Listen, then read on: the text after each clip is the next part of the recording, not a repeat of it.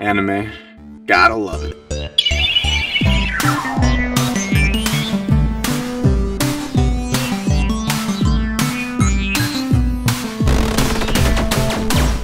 Hey there, Internet.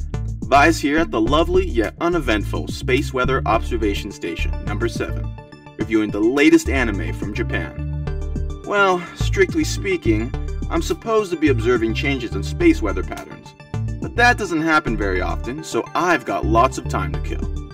Anyway, some of the most important aspects of any anime are characters, plot, and animation. If you flunk any of those, your show isn't going to get very far. So, for the inaugural episode of Anime Overrun, I decided to review a series that has an interesting take on all of those aspects. Well, let's get right into it with Mekakucity Actors. The name Mekakucity Actors is a combination of the words Mekakushi, the Japanese word for blindfold, and the word city. It began as a series of Vocaloid songs by a Nico Nico user named Jin, which had gained popularity by 2011. Jin then adapted the plot from the songs into a series of light novels in 2012. A month later, it was made into a manga, and finally, an anime, in April of 2014. The anime is made by Shaft, who is responsible for some of my favorite shows, such as Denpa Ono Tuseishun Otoko and Bakemonogatari, as well as super successful series like Maho Sensei Negima. Trust me, once you see it, you'll notice a similarity. The show follows a group of 9 teenagers with special eye-related powers, which they received through near-death experiences in their pasts. Their paths cross, and they all join the group known as the Mekakushi Dan. From the synopsis, I'm not sure what type of show this is.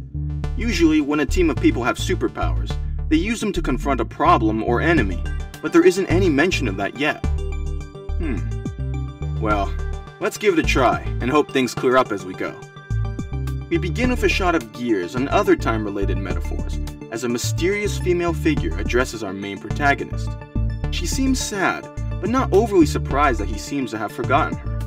She makes vague references to others also forgetting her, and assures him the memories will return bit by bit. We then get a bunch of stills of the other main characters before she says goodbye, and that she'll talk to him again sometime. He then wakes up in his room. Wow, nice room. I mean, it's no planet-side view, but still. Very nice. Wait, wasn't it nighttime a second ago? And what happened to the skyline? Oh, I see. It's a monitor.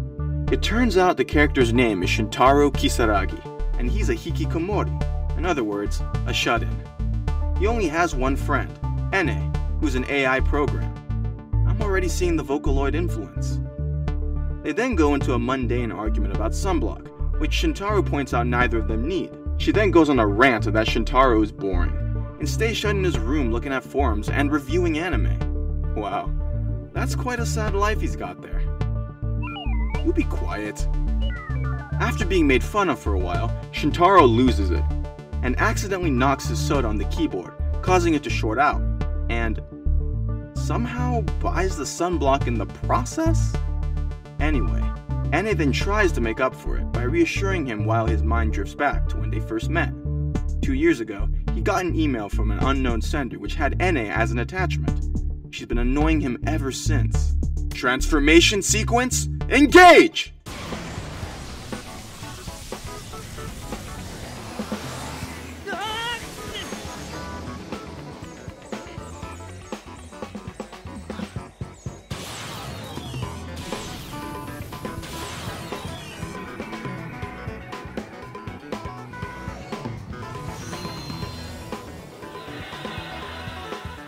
Nice entrance. And back to the present, where she's looking for a new keyboard online. Unfortunately, it's a holiday, so all delivery services are closed for about 2 days. His only choice is to go outside and actually buy one at a store.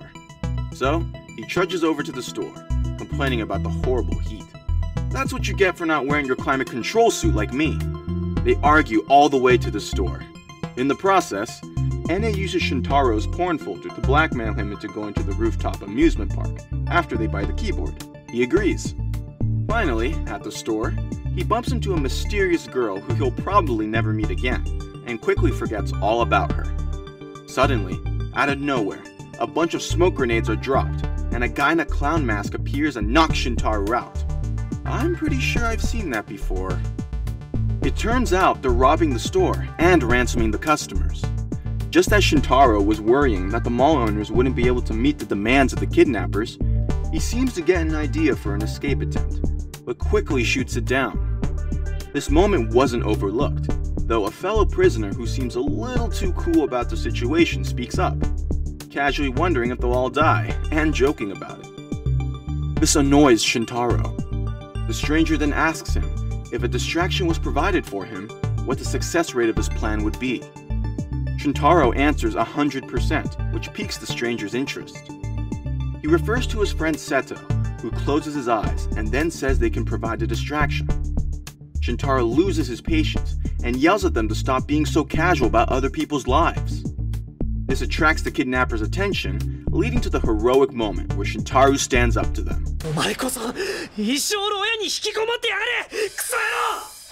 Okay, so it wasn't the best line, but still. Suddenly, all hell breaks loose as all the electronics in the store suddenly go flying. Shintaro sees his opening and plugs NA into the main controls. Jack in, Mega Man, power up! He then passes out for no apparent reason. This leads to another dream, where the mysterious girl shows up in a classroom and mouths something to him that he can't hear, and then yet another shot of clocks. That was actually pretty good. The show started out slow, but it picked up nicely at the end. NA starts off a bit annoying, but later in the series, you see she has her own problems, and her heart is actually in the right place.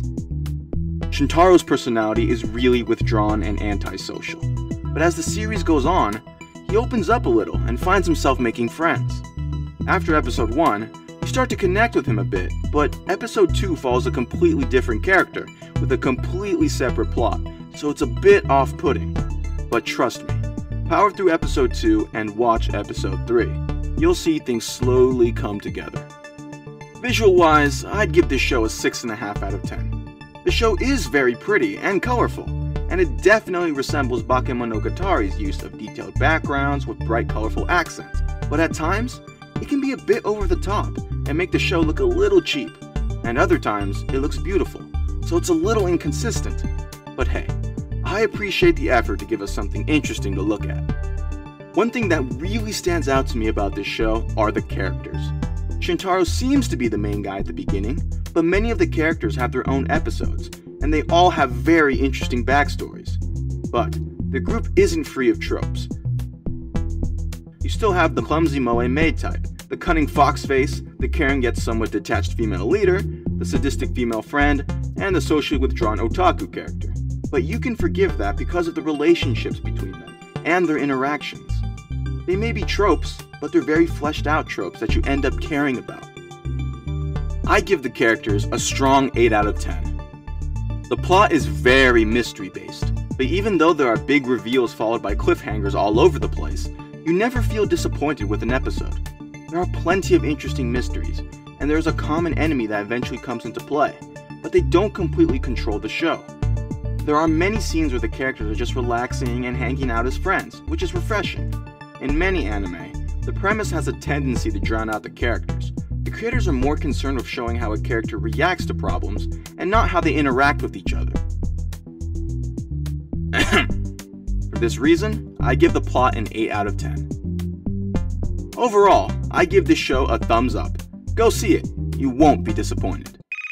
Oops, gotta go. Technically, I'm not supposed to be watching anime on the job. Well, I'll see you next time, Internet. And don't forget to tell me what you thought of the anime. Do you agree with me or disagree? Also, what anime should I review next? Let me know and stay golden.